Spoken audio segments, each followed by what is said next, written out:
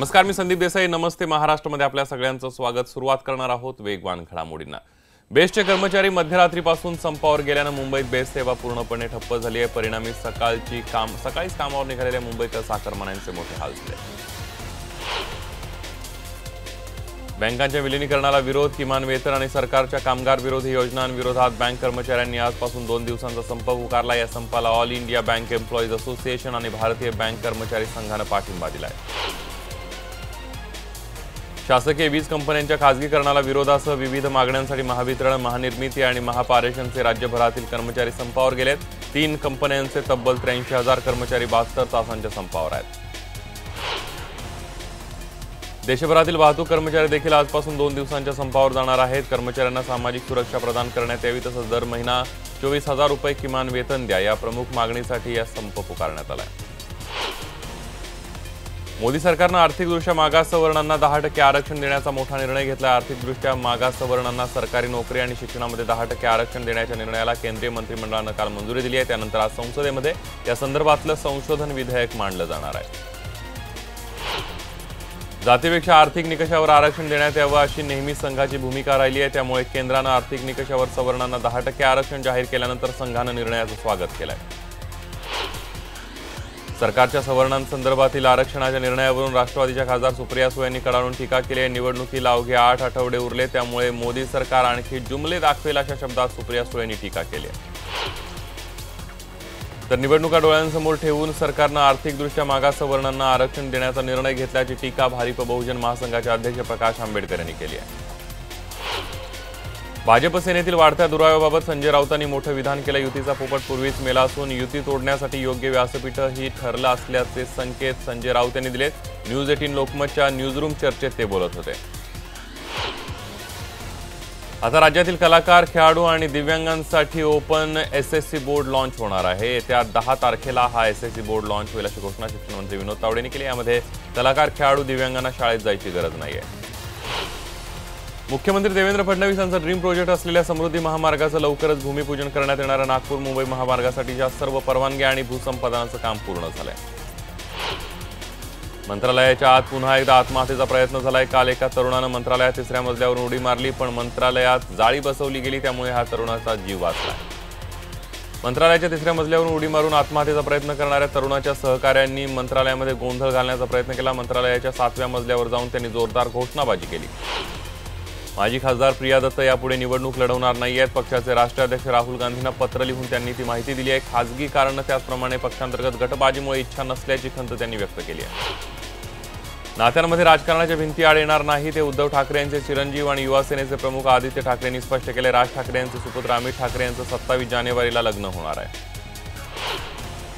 भाजप नेत्यांकडून नेहरू आणि गांधी परिवारावर टीका केली जात असतानाच गडकरींनी माजी पंतप्रधान इंदिरा गांधी यांचं तोंड भरून कौतुक केलं. इंदिरा गांधी यांनी अनेक ताकदवान नेत्यांना झुकवलं आणि आपलं कर्तृत्व सिद्ध केलं.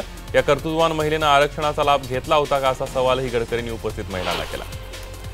केंद्रीय रस्ते वाहतूक मंत्री नितीन गडकरी यांनी जवाहरलाल नेहरूंपासून ते इंदिरा गांधी यांच्यापर्यंत गौरवोद्गार काढले. आता राहुल गांधी यांचीही मतं पटत असल्याचं गडकरींनी जाहीर करावं, असं आवाहन काँग्रेसचे नेते डॉक्टर आशिष देशमुख यांनी केलंय. उद्घाटन आणि विकास कामांच्या भूमिपूजनावरून शिवसेना आणि भाजपमध्ये सुरू असलेलं मानापमान नाट्य अजूनही सुरूच आहे. कल्याणमध्ये युवासेना प्रमुख आदित्य ठाकरेंच्या हस्ते सिटी पार्कचं उद्घाटन करण्यात येणार आहे. नायर रुग्णालयातील परिचारिकांनी अखेर कामबंद आंदोलन मागे घेतलेलं आहे. काँग्रेसच्या भायखळ्यातल्या नगरसेविका सुरेखा लोखंडे आणि त्यांचे दीर देवीदास लोखंडे यांनी परिचारकांना अपशब्द वापरत दमदाटी केल्याच्या निषेधार्थ हे आंदोलन करण्यात आलं. मेट्रोच्या कामांसाठी महापालिकांच्या आयुक्तांची किंवा सिडकोच्या व्यवस्थापकीय संचालकांच्या परवानगीची गरज भासणार नाहीये, तसा बदलच राज्याच्या नगरविकास खात्यानं नवीन वर्षाच्या सुरुवातीला केलाय. स्कोमी कंपनीनं व्यवस्थापन करताना दाखवलेल्या अकार्यक्षमतेचा फटका मोनोच्या 2रा टप्पा सुरू होण्यावर पडणार आहे. परिणामी वडाळा ते जेकब सर्कल हा बहुप्रतीक्षित मोनोरेलचा 2रा टप्पा सुरू करण्यासाठी फेब्रुवारी महिन्याची डेडलाईन चुकण्याची चिन्ह आहे. मुंबईच्या अनेक भागांमध्ये खड्ड्याचं साम्राज्य पाहायला मिळतं. या खड्ड्यांमुळे वाहतुकीच्या वेगाला लगाम बसतोय, तर प्रवाशांच्या आरोग्यावरही याचा परिणाम होतोय. गर्दीच्या वेळी लोकलचे दरवाजे अडवणाऱ्यांचं प्रमाण सातत्यानं वाढतं. या दार अडवू प्रवाशांना रोखण्यासाठी पश्चिम रेल्वेवर 12 महिन्यांमध्ये एकूण 2,900 जणांवर कारवाई करण्यात आली आहे. मध्य रेल्वेकडून पुणे मुंबई आणि मुंबई नाशिक या रेल्वे मार्गावरून लोकल धावण्यासाठी प्रयत्न केले जाणार आहेत। याची चाचणी 10 जानेवारीनंतर कधी होऊ शकते। या मार्गावर घाट असल्याने चाचणीसाठी विशेष लोकलची रेक चेन्नईच्या कारखान्यातून आणण्यात येणार आहे। घाटकोपर पश्चिमच्या सिद्धिकृपा कोऑपरेटिव्ह हाऊसिंग सोसायटीला 3 आठवड्यांपासून पालिकेने पाणी पुरवठा बंद केला। या इमारतीतील 8 घरं अनधिकृत असल्याची तक्रार आल्याने पालिकेने इमारतीचं पाणी कापलंय। डॉक्टरांच्या अथक प्रयत्नांमुळे जन्मतः 40 दिवसांपासून कोमात असलेल्या बाळाला जीवदान मिळाले। उल्हासनगरचे सरकारी डॉक्टरांनी ही कमाल करून दाखवली। त्यामुळे 40 दिवसांनंतर हसणाऱ्या बाळाला बघून माता पित्याला अश्रू अनावर झाले। मुंबईच्या जोगेश्वरी विक्रोळी लिंक रोडवर पवई परिसरात काल एका धावत्या ट्रकनं पेट घेतला। विशेष म्हणजे अग्निशमन दलाची वाट न बघता पोलिसांनी स्वतः ही आग विझवली। कत्तलखान्यात बेकायदा करण्यात येणारी प्राण्यांची कत्तल आणि त्यांच्या मांसविक्रीबाबत करण्यात आलेल्या तक्रारीवरून संबंधितांवर तत्काळ कारवाई करा असे निर्देश उच्च न्यायालयाने दिलेले आहेत। म्हाडाच्या नोव्हेंबर महिन्यातील सोडतीविरोधात हायकोर्टात याचिका दाखल करण्यात आली आहे। हायकोर्टानेही त्यावर म्हाडाला उत्तर देण्याचे आदेश दिले।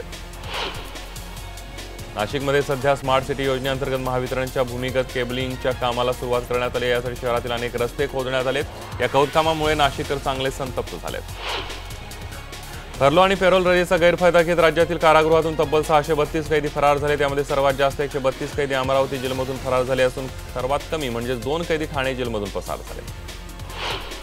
पुणेकरांकडून हेल्मेट सक्तीविरोधात सविनय कायदेभंग रॅलीनंतर आता मतदान घेण्यास सुरुवात झाली आहे। पतित पावन संघटनेनं पुण्याच्या महाविद्यालयांबाहेर हेल्मेटविषयी मतदान घेण्यास सुरुवात केली आहे। पुण्यात हेल्मेट सक्तीला आठवडा पूर्ण झाला। या कालावधीमध्ये 50,000 पुणेकरांना पोलिसांनी दंड ठोठावला असून 2.5 कोटी रुपयांचे दंड सुद्धा वसूल केला। पुण्यातील कसबा पेठेतील फडदे हौद चौकामध्ये मेट्रो स्टेशन बांधण्यात येणार आहे। यासाठी महापालिकेची भाई कोतवाल भाजी मंडईची सुमारे 7 गुंठे जागा महामेट्रोला हस्तांतरित करण्याचा प्रस्ताव महापालिकेला देण्यात आला आहे।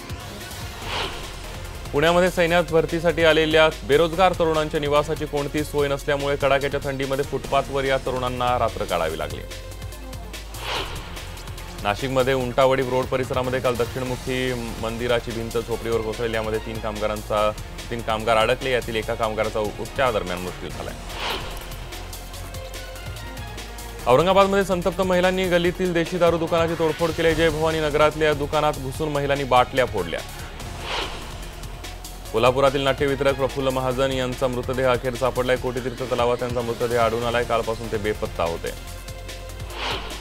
70च्या दशकात उरणमधील शेतकऱ्यांच्या जमिनी कवडीमोल भावात घेणाऱ्या सिडकोला अलिबाग कोर्टाने चांगलाच दणका दिलेला आहे। सिडकोची जंगम मालमत्ता जप्तीचे आदेश काढल्याने शेतकऱ्यांचे वाढीव पैसे सिडकोला द्यावे लागणार आहेत।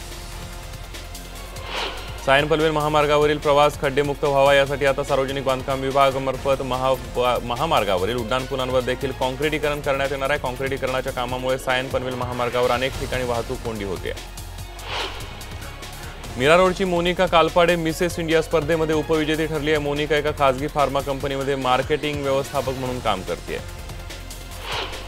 शिस्त लावण्याच्या नावाखाली इचलकरंजी महापालिकेच्या अतिक्रमण निर्मूलन पथकाची दडपशाही सुरू आहे। छोट्या व्यावसायिकांच्या गाड्या उचलून परस्पर विल्हेवाट लावली जात असल्याच्या निषेधार्थ काल नवीन युवक संघटनेनं अनोखं आंदोलन केलं। राज्य परिवहन विभागाचे कर्मचारी पुन्हा आंदोलनाच्या तयारीत आहेत। राज्य कर्मचाऱ्यांना 7वा वेतन आयोग लागू झाला असला तरी राज्य परिवहन मंडळाच्या कर्मचाऱ्यांना वेतन श्रेणी वाढलेली नाहीये। इतकंच नाही तर वेतन आयोगाचा फायदा न झाल्यानं वेतन वाढीसाठी पुन्हा आंदोलन करण्याचा इशारा एसटीच्या कर्मचाऱ्यांनी दिलाय। पिंपरी चिंचवडच्या रस्त्यावर आता महिला रिक्षा चालकांचा अधिराज्य दिसणार आहे। कारण क्रांतिज्योती सावित्रीबाई फुलेंच्या जयंती दिवशी तब्बल 100 महिलांना एकाच वेळी रिक्षा आणि परवाने वाटप करण्यात आले। कोल्हापूरच्या पंचगंगा नदीला वाचवण्यासाठी भूमाता जागर चळवळ सुरू करण्यात आली। पंचगंगा नदीच्या उगमापासून संगमापर्यंत ही जागर रॅली काढण्यात आली।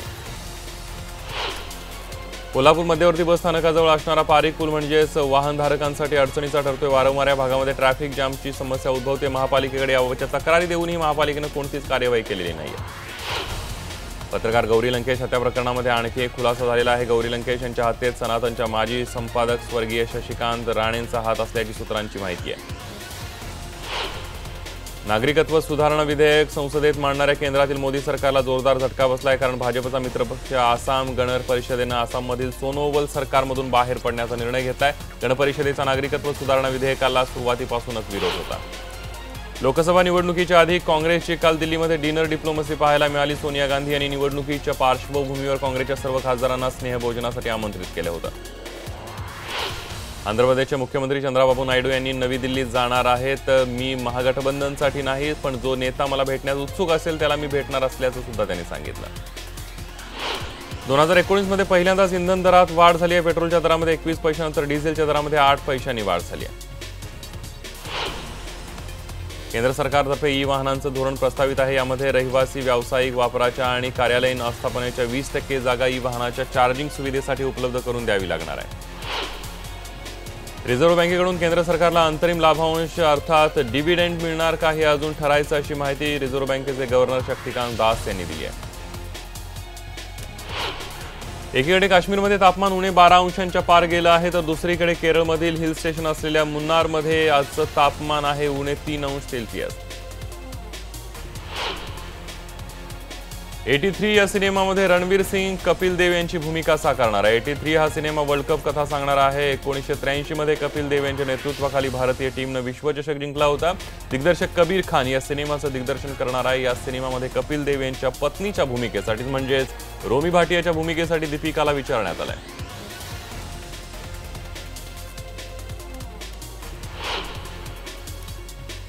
यानंतर बुलेटिनमध्ये इथंच थांबूया. ताज्या बातम्यांसाठी पहा फक्त न्यूज 18 लोकमत.